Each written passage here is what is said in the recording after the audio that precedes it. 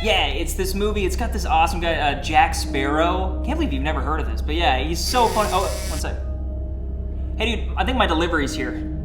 Yeah. Okay. All right, late. Heck? Halloween's not for like half a year. Okay. Oh. What? I thought I locked this. Hello? Hello? Hello? Yo, anybody here? Hello? Oh, stupid moth.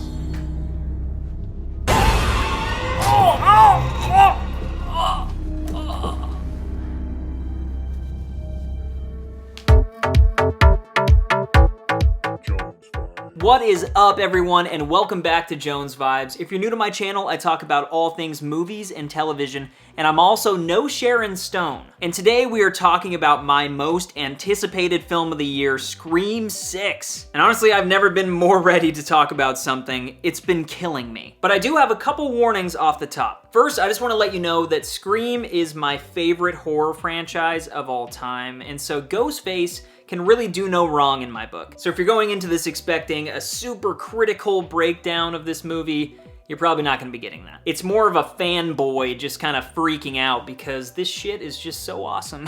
But the second warning is that I am talking spoilers, so watch out. But Scream 6 is once again brought to you by Radio Silence and directed by Matt and Tyler, who brought us Scream 5 just over 1 year ago. It's honestly crazy how quickly they turned this one out. But 5 was met with a pretty positive reaction. Personally, I loved it, but for the most part, I think people can agree that it did a great job kickstarting this franchise back up for a new generation. It did a clever job at introducing us to this new cast to get on board with, while also mixing in the legendary characters and kind of bringing in that nostalgia. And since we're on that topic, Scream 6 is the first movie out of the entire franchise to not have Sidney Prescott and Neve Campbell. And honestly, I'm being real here, like, they did such a good job with this film, I didn't even notice. I'm so on board with this new cast that that's where my focus was, and any scenes and plot lines that we get with the legacy characters are just kind of a bonus. But we leave off of Scream 5 with the Carpenter sisters and company now having gone through a similar type of trauma to our legacy characters. And now they're moving on and to the big city, taking a bite out of the Big Apple, New York City. But the city really was a character in itself. And this franchise has been other places, like LA, I'd say, in Scream 3 was kind of a character in itself. In Scream 2, Sydney goes to college in Ohio, I think it was.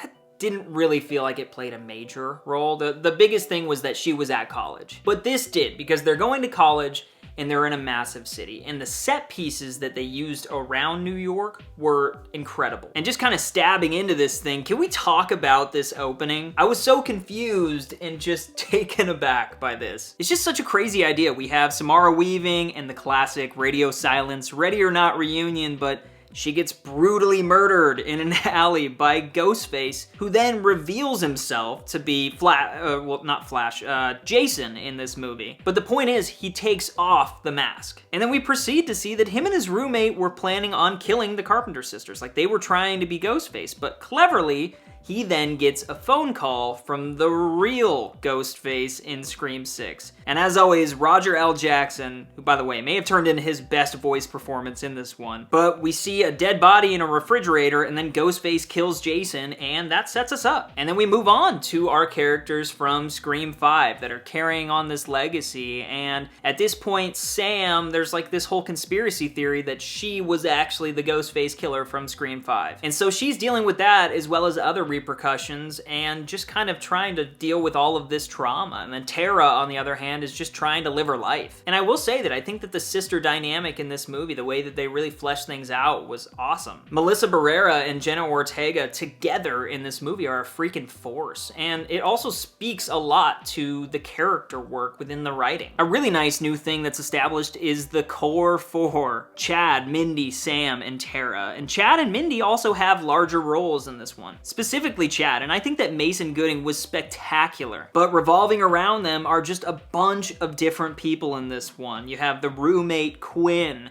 and then Chad's roommate, Ethan, and Mindy's girlfriend, Annika.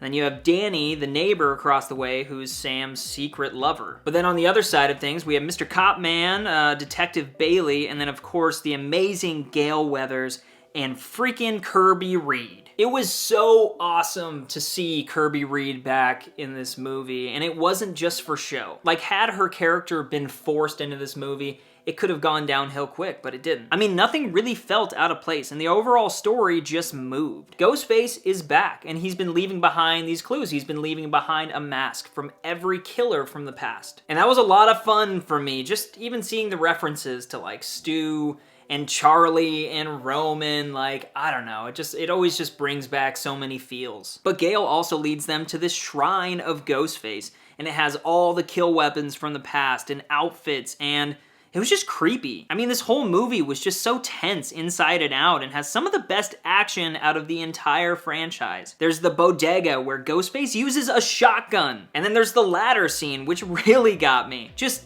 heights and Ghostface just doesn't mix. It's a tall order for me. But then we have Gale's phone call, and I think that Scream fans can really rejoice with this one. I mean, this is what you came for, and if you're looking for a brutal and iconic Gale Weathers scene, you got it. It was intense, and it really is interesting that she's never gotten a phone call. And she's dealing with this Ghostface that isn't tripping over the couch, and he isn't getting a door slammed in his face. He's jumping over the couch, and he's pushing that door open. He was so menacing, and I really thought Gale was gonna die. I think it would have honestly been an honorable way for her to go out, but I get them keeping her around. This movie was interesting for that, though. There were a ton of deaths, probably the most in the franchise, right? I'd have to think about that, but there were also a ton of death fake-outs. Lots of people getting stabbed and then ending up fine. I can see people nitpicking at that. For me, it feels similar enough to the other movies, and it didn't make any of those scenes any less tense. Like, the subway scene was everything. It was such an insanely unique set piece with the lights flickering on and off and him getting closer and closer. It just has you like, ah! But after that, you know, we eventually get to this third act. And personally, I just want to say this, like, I freaking loved it. You have the Chad fake-out death, just like Gale and Dewey in Scream 2. Tara and Chad's relationship is just evolving, so she has to witness him die, but then you pretty much get the classic I'm okay thumbs up in the end, and it was just so reminiscent to Dewey in Scream 2. But Detective Bailey convinces Sam and Tara that the killer is Kirby, and so we're thinking that, but maybe it's Ethan or maybe it's Danny. I don't know. Seriously, guys, like, I had no idea. They got me this time around. They really did. And that's what I loved so much about it, just how much it surprised me. And I've already seen people online really saying that they just hated the reveal. And I don't know, it seemed pretty screamy to me. I remember watching Scream 2 for the first time and being like, oh, it's Billy's mom. Oh, whoa, that's weird, that's crazy. And in this one, it was just like, oh, it's Richie's dad and family, I guess. That's weird. That's crazy. I'll just break it down. Here's my thing. Ghostface, to me, is not the character that he's revealed to be in the end. Once the mask is off, it's kind of done. This is just how I watch it. So when I'm watching Scream 4, I don't picture Charlie or Jill killing them the whole time. Like, it's Ghostface. And then at the end, the masks come off and you realize who they were, and it's like, oh, okay. But I don't really let that interfere with my rewatches of the movie, if you guys are getting what I'm saying. The reveals are always just such a fun part of the journey, and that's what I love the most about this franchise. It's always just like, what are they gonna come up with this time? Most of the time, it has been family or about family. Scream 5 is literally centered around the daughter of Billy Loomis, so I don't think the fact that it ended up being Richie's dad should take you out of it. If anything, it took things over the top for me, and it made this a worthy, even more than worthy, installment in this franchise. But I'll end that whole rant, and I'll just say that I thought Act 3 was badass. You know, the Carpenter sisters really come to life in this one. Sam's character, specifically, really takes a giant leap forward. There were complaints about Sam's character in Scream 5, but we didn't get a lot of this. She was very contained in that movie until the end.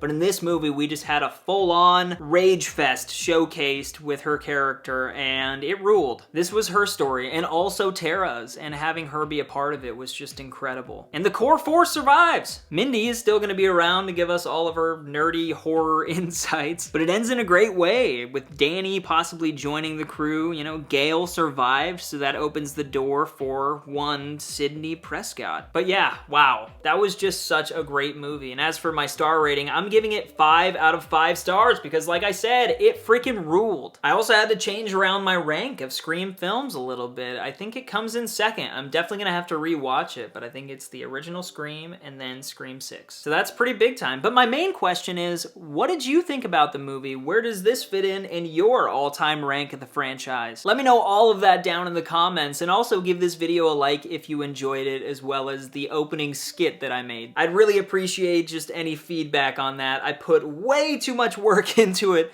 but it was a lot of fun. As always, if you're looking for more content like this, go ahead and subscribe because there's a lot more content on the way. And yeah, Scream 6 exceeded my expectations, but where do they go from here? I guess we'll see. Jones Vibes.